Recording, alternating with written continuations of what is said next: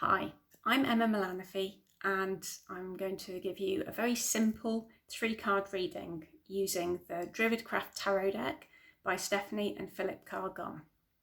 It's a beautiful deck full of rich symbols and imagery. It's stunning and an absolute joy to work with.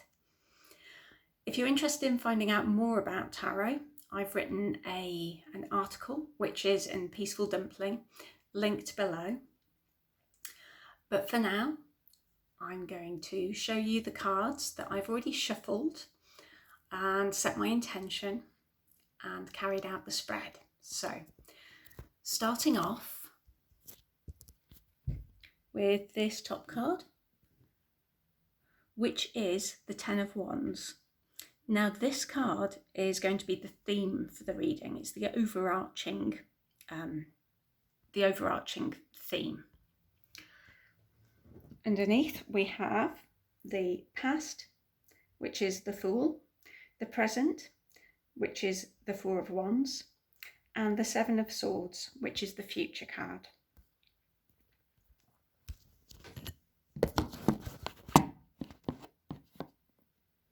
So, beginning with the Ten of Wands, as you'll see, this is a reversed card, and you don't actually have to include reversed cards when you're starting out with tarot. Some people are a bit uncomfortable with the idea of them, but they can actually be incredibly valuable and positive. So I do like to use them, but it's absolutely up to you, whatever you feel.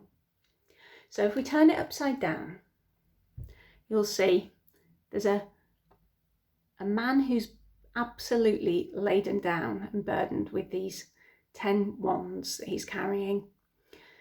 He's clearly walked a long winding path that is set out behind him, and he's just embarking on this rocky, hilly part of his journey.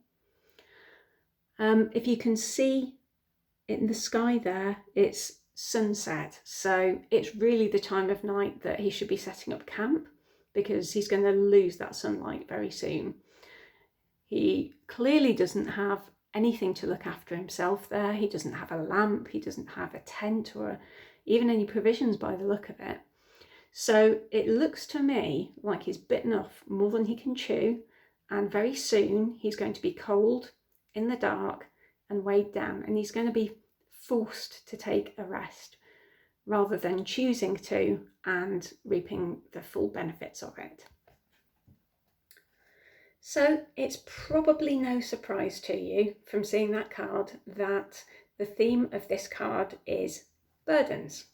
In particular, burdens that we take on ourselves. Now, this is something that I can absolutely relate to. If you've been in the situation or are in the situation where you've either been trying to please everybody and take on too much, trying to make everything work and go smoothly with work, with home life, with studies, with all these different areas in your life, and it's just absolutely wearing you out. That's a key aspect of this card.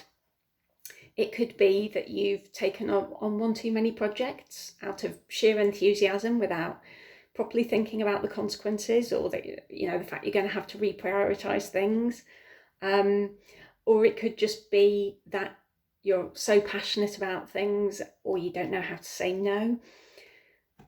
If you don't take a break, then that burden is going to force you to.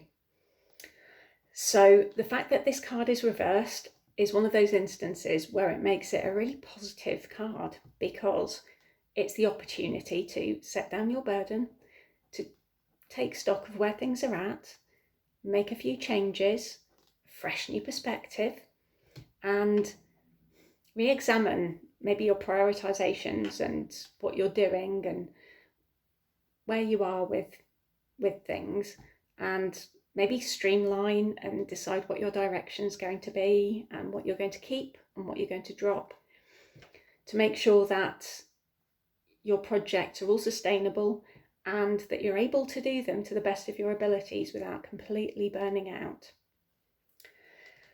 So, a good card to start with, I think. The next card is the first card in the major arcana. It's the Fool. Now, tarot is known as the Fool's Journey, or rather that's the flow of the major arcana. This is the key character. He's at 0, he is starting out in the world, he is clearly ill-prepared. Look, he's wearing no shoes, he's not really got very many belongings with him, so he's free of commitments, he's got a light burden, and he is optimistic. He has feathers in his cap and he's looking upwards. He's on the absolute top of a cliff. His next step is going to be over that cliff. And he has a dog who is looking at him and absolutely trusting him. So this card is about new beginnings, new ventures, a sense of optimism, and keeping things light and playful. You can take what you're doing seriously, but have an open, fresh, kind of curious perspective, youthful perspective. It's about trusting in providence. So there are times, in fact, most times, when we start off on a new path or a new venture, it means a break with the old and starting with the new. So going to his backpack, which is basically a tiny little amount of belongings on a stick slung over his shoulder, he doesn't care about what he's got with him. He's on the road, he trusts in providence and the universe to provide for him. Everything's going to be okay, and he's taking a leap of faith. So if we're in this kind of situation, which actually this is rather apt because I have been quite recently, it's a case of not burdening yourself with your past, letting what doesn't serve you go, taking only what you need and being quite ruthless with it, and looking on the positives, not letting the fear and the monkey brain chatter hold you back. Be positive, look up, follow your path, and if you need to take a leap of faith, which these situations generally entail, then just do it, because the only way is up and the universe will provide. That's what this card tells us, because the Fool continues throughout the deck. He appears in various different situations. This is about his journey. It wouldn't be much of a journey if he, died after falling off a cliff in the first instance of meeting him. So trust in nature, trust in life, trust in the universe, and follow your path, even if it seems really dangerous and precarious. You're okay, you're on solid ground. Next up is the Four of Wands. Now, this one is all about home and hearth. And you'll see there's a campfire there surrounded by stones. So it's kind of almost like an outdoor hearth, isn't it? And you've got that lovely home in the background and the path leading up to it. You've got these lovely big rocks, boulders surrounding the hearth and the lovely arbour which stretches over the top. And it's kind of like a nature home almost, isn't it? It's like coming home to nature.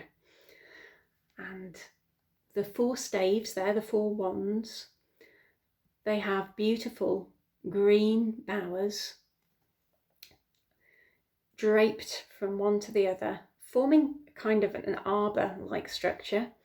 And there are also beautiful spring flowers on there. It's a little bit blurry, so you may not be able to see, but it all looks fresh and fertile and new, and the fire represents fertility as well. And it's about celebration. It's about celebrating the achievements you've made already and coming home. It could be about buying a new home. It could be about doing home improvements, or it could just be about celebrating what you've accomplished and taking the time to rejoice. Spring is a time of rejoicing, new growth, and this is a spring-like party. So the Four of Wands, very, very positive, and I really like this one. The next card is an interesting one, the Seven of Swords. So in the standard Rider-Waite deck, this would be represented by a thief who is stealing several swords and leaving some behind. But as you can see in this one, there's no thief. Instead, there's an old man, looks rather like a hermit or an academic. He's working, he's burning the midnight oil. The moon is outside, but he's still got his taper lit. He doesn't seem to notice what's going on around him. He is absolutely focused on what he's doing. It's clearly very important to him. So the message of this particular card is that it's about strategic thinking. It's about finding a new creative way forward, using your wits and your intellects. It's about new ideas, challenging old preconceptions, and great opportunities coming forth as a result of that. When it comes to being creative and using your wits and your wiles and your intellect to achieve a really good result, there is also a warning with that, which is don't start to think that the ends justify the means. So if you need to do a bit of pushing the envelope with solving a problem, the fact that you've used your wits and your wiles should not take you away from your grounding and your ethics, and from understanding that sometimes it's not the right time for us to force our own way onto the universe. But in this instance, it's one of those times to strategize and to be proactive and to use the more yang kind of side of things. So make things happen, get out your paddle and paddle your canoe rather than letting the tide take you where it will, if that's not where you want to go. So also looking into the symbolism, this chap's wearing a red cloak, and cloaks can symbolise the spiritual side of things and spiritual journeys. It could indicate that he's a hermit, and it also indicates a journey of mind, body and spirit. So again, we have mind and body, kind of the strategy, the implementation of the strategy, but also not forgetting the spirit, your soul, and making sure that the mind and the body don't take over in your life's direction and how you see things. The fact that it's red's a really powerful colour. So again, that links in with his power and the fact that he is being proactive and making things happen. It can also show the avoidance of danger, this cloak. So that again fits in with the strategic aspect of it. So overall, our reading tells us to re-examine our priorities, make sure we're not overburdened. It looks back at a new beginning we've had, a new venture. That's happened, at least in my case it has. I've started on my path. That's a phase that's happened. So the fact that it's in the past, that's what that tells me. And it's a time to reflect on that as well, maybe, and see what to take forward from that. The Four of Wands, the celebration, the reflection, the reaping the rewards of the work that you've done and the success, and just giving yourself that time to celebrate and acknowledge what you've done. Celebrate with friends and family as well, even if it's distant. Zoom is great for that.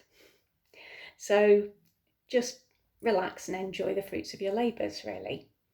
And then looking forward, it's a time for being strategic, for thinking things out, but not for forgetting the spiritual path, the spiritual aspect, and your morals and ethics. And there are times when you've got to forge ahead, and there are times when you've got to respect that the universe isn't all about you. And sometimes it's not meant to go your way. And I think that's the message of this card. So I hope you found this interesting. Have a beautiful day. Bye for now.